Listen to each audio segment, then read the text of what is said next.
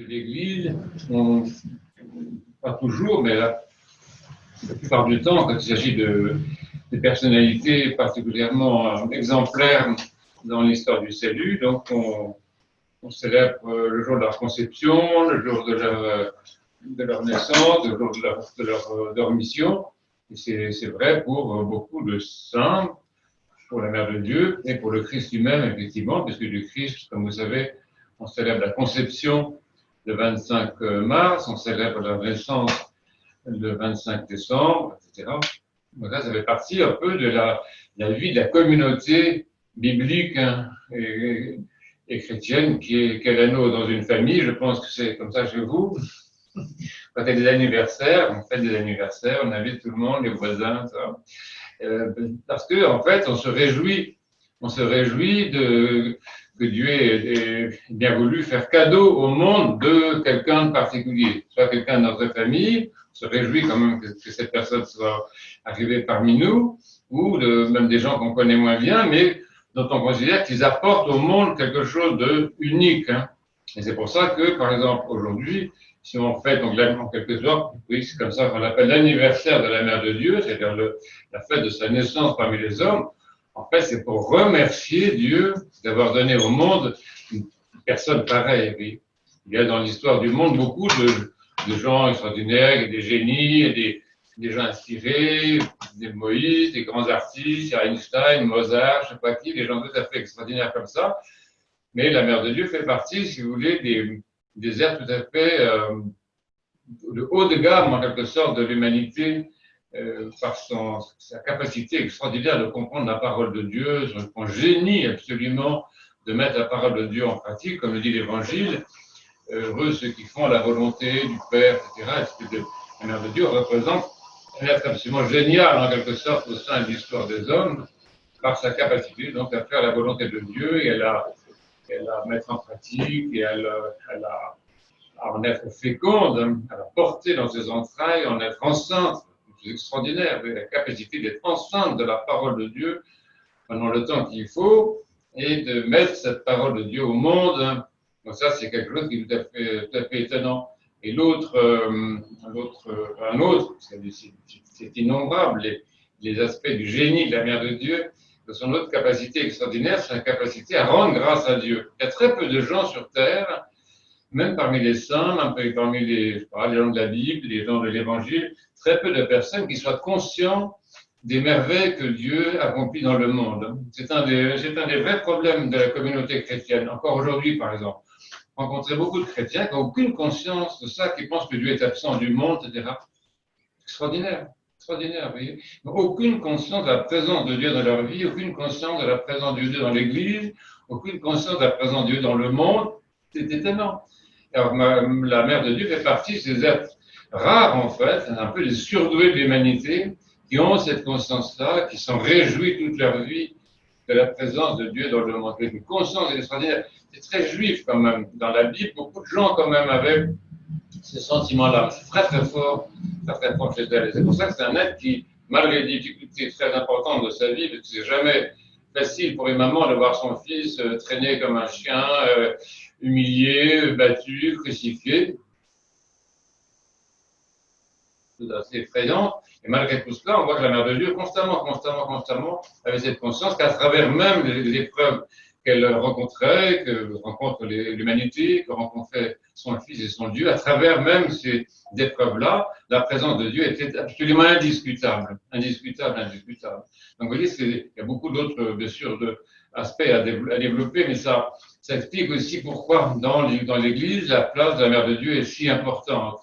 Le nombre de fêtes de la Mère de Dieu est très, très important. L'année liturgique se clôt, je me dis si je parle trop. L'année liturgique se clôt le 15 août, comme vous savez très bien, avec la dormition de la Mère de Dieu, parce que ça, c'est un peu le fruit parfait, enfin aussi parfait qu'on puisse l'être dans le domaine de la création, le fruit parfait de l'incarnation, de l'action du Saint-Esprit, de l'action du Verbe dans l'histoire. Alors, le maximum à quoi on peut arriver, c'est la dormition de la Mère de Dieu. Et après ça, l'année liturgique commence début septembre avec la Mère de Dieu aussi. C'est-à-dire qu'en fait, liturgiquement, c'est très bien fait parce que le Saint-Esprit a beaucoup travaillé pour ça. Et donc, il y a une organisation de l'année liturgique suivant plusieurs cycles. Il y a un cycle des fêtes du Christ, je ne vais pas vous rappeler, mais il y a un cycle des fêtes de la Mère de Dieu. Il y a un cycle de la Mère de Dieu sur toute l'année. Comme dans une aiguille, il y a une grande aiguille qui tourne comme ça, et qu'il y a la grande aiguille qui indique les fêtes du Christ, et puis il y a une aiguille plus petite qui tourne aussi, ça, et qui indique les fêtes de la Mère de Dieu. Et puis il y a d'autres aiguilles, bien entendu, qui indiquent les fêtes des saints, etc. Mais c'est comme une espèce d'horloge annuelle, le cycle liturgique, c'est admirablement bien fait. Et donc, en fait, nous vivons, les chrétiens, de cette façon-là, et nous ne savons pas ce que peut être une vie prétendument chrétienne sans la vénération de la Mère de Dieu. On ne peut pas savoir. On ne peut pas s'imaginer ce que peut être une vie de quelqu'un qui ne connaît pas la Mère de Dieu, qui ne peut pas s'approcher du Christ comme son approche qu'il aime ici. On ne voit pas. Peut-être qu'il y a des personnes qui vont au Christ directement sans passer par la Mère de Dieu. Franchement, on ne peut rien dire. Jésus est là. Nous, l'expérience que nous avons depuis 2000 ans, c'est que tous se sont approchés du Christ par la Mère de Dieu. Et on voit ça sur les icônes. Je répète toujours la même chose, pardon. C'est pour que ça rentre dans la tête. Sur les icônes, on voit toujours la Mère de Dieu qui te montre le Christ. Là, elle fait comme la Marie, même chose. Son fils, là, elle te montre le Christ. Elle dit voilà le chemin, voilà le salut, voilà ce qu'il faut faire, voilà ce qu'il faut aussi. Vous voyez. Et vous avez d'autres icônes, elle montre avec son bras droit, quelquefois son bras gauche, mais tout le temps, la Mère de Dieu, c'est ça qu'elle fait, elle nous montre le Christ. C'est pour ça qu'on la vénère. C'est pas pour elle-même, c'est bien qu'elle soit géniale, comme je viens de le dire, bien qu'elle soit une surdouée de la louange, mais principalement, nous la vénérons parce qu'elle nous donne le Christ et parce qu'elle nous montre le Christ. Je crois vraiment, personne ne va au Christ sans la Mère de Dieu. Peut-être vous me direz le contraire, mais je ne connais pas, je vois pas. Je vois toutes les personnes qui ont essayé d'aller vers le Christ sans la Mère de Dieu, à un moment, ont commencé à dire des paroles inintéressantes ou même fausses au sujet du Christ. Il y a des choses très très fausses qui ont été dites par des bonnes personnes par ailleurs, mais qui n'étant pas guidées par la Mère de Dieu, on se sont trompés en ce qui concerne le Christ. C'est vraiment très important. Personne ne peut connaître le Christ sans la Mère de Dieu. Ça, je dis ça moi. Il y a le contraire si vous voulez.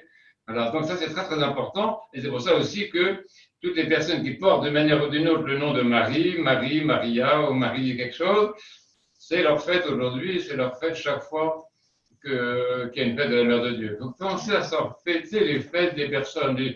Parce que quelqu'un qui porte ce nom-là, celui qui porte le nom de la Mère de Dieu, c'est quelque chose d'extraordinaire. Oui. Alors, bien sûr, on a entendu l'Épître, qui a un nom qui est au-dessus de ça quand même. Ah, vous avez entendu, je ne vous demande pas de répondre, mais vous avez entendu. Saint Paul dit, il y a un nom qui est au-dessus quand même, c'est le nom de Jésus. Bon, d'accord. Mais juste après, il y a le nom de Marie. C'est très important. En France, je ne sais pas comment c'est dans d'autres pays, mais en France, le nom de Marie était porté même par des hommes. C'est qu'on a pensé que tout le monde, tous ceux qui veulent avoir la protection de la Mère de Dieu, peuvent porter ce nom-là. Je ne sais pas, moi c'est archi connu, tout le monde sait ça. Donc c'est vraiment très important parce que si vous portez le nom de Marie, ça veut dire que vous avez une vocation spéciale. C'est pas gentil pour les autres, évidemment qu'ils n'auraient pas Marie, mais tant pis. Si vous portez ce nom de Marie, vous avez une vocation spéciale, vous avez un charisme spécial, qui est lequel? Qui est de voir Dieu. C'est ce qu'on a dans l'Évangile. Le Christ dit à propos d'une Marie, c'est pas la même, enfin, c'est une Marie quand même. Il dit qu'elle a choisi la meilleure part, c'est-à-dire d'être dans la contemplation. La meilleure part dans la vie, c'est la contemplation. La meilleure part d'une paroisse, c'est pas l'agitation à droite et à gauche, c'est la contemplation. C'est ça une paroisse, c'est ça une famille chrétienne, c'est ça l'Église du Christ, c'est ça la vie chrétienne, c'est d'être assis auprès du Christ, d'écouter sa parole et de le voir. Et Marie en hébreu, ça veut dire celle qui voit Dieu. Donc tenez-vous bien, accrochez-vous à votre banc si vous êtes assis, c'est quelque chose d'extraordinaire quand même. Vous voyez. Écouter la parole de Dieu et finir par, ça c'est formidable, et finir par voir celui qui nous parle. Moi je trouve ça extraordinaire. Finir par voir celui dont on entend la parole. Vous savez, c'est arrivé à quelqu'un dans la Bible qui était ce grand personnage aussi, qui s'appelle Job. Et Job, c'était ça qui lui est arrivé. Il a beaucoup entendu Dieu lui parler, entendu. On écoute, en Israël, on écoute tout le temps la parole de Dieu. Et un jour, il a vu Dieu. Et à ce passage, l'écoute, elle a vu, c'est typique de la Mère de Dieu également. Alors, c'est pas celles qui portent le nom de Marie n'ont pas l'exclusivité, le monopole de cette expérience. C'est proposé à tous les chrétiens, à tout homme qui croit, mais celles qui portent le nom de Marie sont ça fait des exemples dans ce domaine-là. Voilà. Dieu soit la gloire. Amen.